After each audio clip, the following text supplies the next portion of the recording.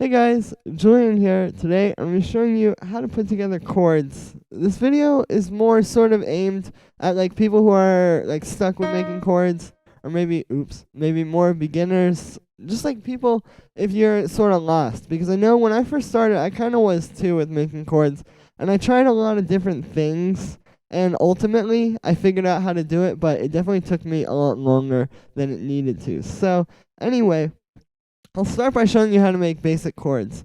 So, as you guys may already know, a basic chord is usually 3 notes called a triad. Triad means 3, all that kind of stuff. And the way you make it is you make your root note, so I'm going to use C as an example, and then you make your third, which is either a major third or a minor third, based on if it's a major chord or a minor chord. So for a major third, I'm going to make a C major. You go 1, 2, 3, 4. And then for a minor third, you would just go up 3. So here's minor, and here's major. So you can pretty much hear it. And then you do your fifth, which is 1, 2, 3, 4, 5, 6, 7 notes up from the root. So you get the root, the third, and then the fifth.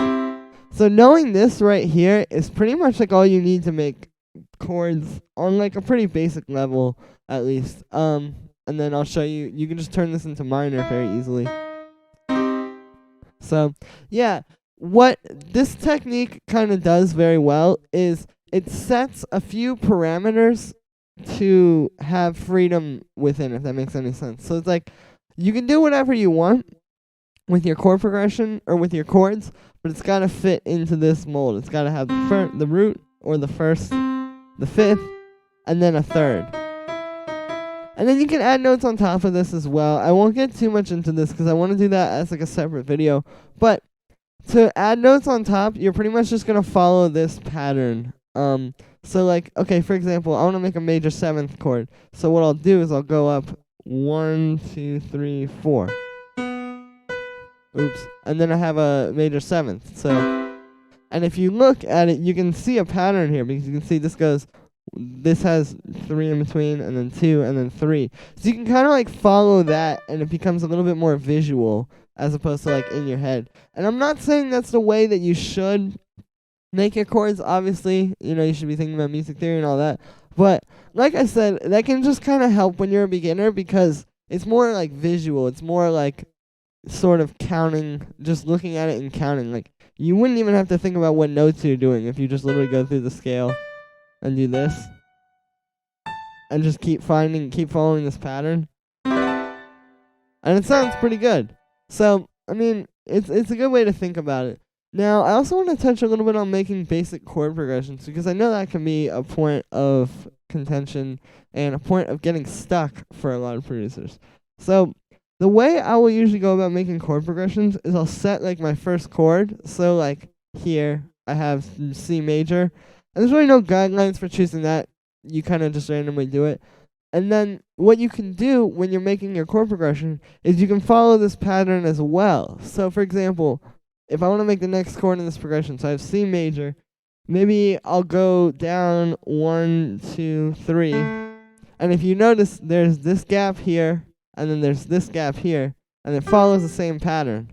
And then now, if I make an A minor chord here, it'll be in key. And then you could like maybe make like this chord if you really want to be basic. You could do like that. And again, you're following this pattern, like these notes line up. So now you have, I mean, that's a pretty basic chord progression, but you get the feel for it. And you'll start to sort of like find little things you can change about these rules too, because like, for example here, you don't have to perfectly follow this pattern where like, for the next chord, for example, you don't have to go up like that. You could do this, which isn't exactly following the pattern where the notes are matching up, but it still sort of does, because you can see there's still like the same amount of space on either side of this note. I know a lot of the music theory people are gonna like hate this video, but I'm really just trying to come up with a way to make this like practical for somebody who doesn't know music theory, probably isn't going to spend years and years studying it to get this down, and is like just trying to make something good sounding like pretty quickly. I'm trying to set up like a set of rules to do that. So I think I'm going to end the video on this note. I hope you guys learned something today. Let me know what you think in the comments. Subscribe, like this video, share this video. Check out my sample packs, and I'll see you guys again tomorrow for another tutorial.